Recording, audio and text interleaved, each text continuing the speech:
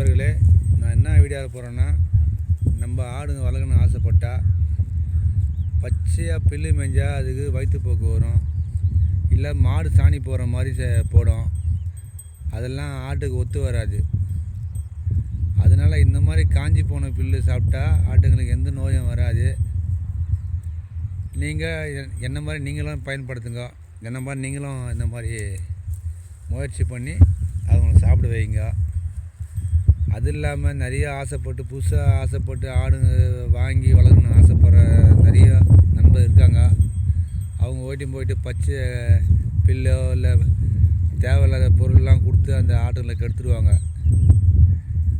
நீங்கள் என்ன மாதிரியே நீங்கள் வளர்க்கணும்னு ஆசைப்பட்டீங்கன்னா இந்த மாதிரி காஞ்சி போன புல்லை துண்ணு வைங்க. அது உடம்புக்கு நல்லது, எந்த கெடுதலும் வராது, சத்துவாக இருக்கும் அதுக்கு.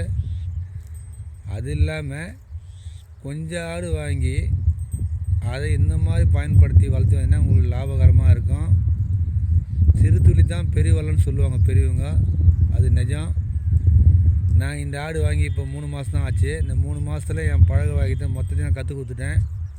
இப்போ நான் போனால் என் பின்னாடி வரும், நான் உட்காந்தா அங்கே நின்றுட மேயறதா, இல்லை சப்போஸ் என்னால் முடியாமல் கீழே படுத்துட்டாலும் நான் அந்த ஆடு என்னை விட்டு எட்ட போகாது. நண்பர்களே, செம்பிளி ஆடுனா ஒரு இடத்துல கும்பலாக மேயும், வெள்ளை ஆடுங்க செடி தவின்னு போவோம்.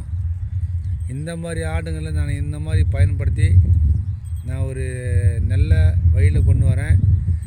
இந்த வீடியோ உங்களுக்கு பிடிச்சிருந்தா லைக் பண்ணுங்கள்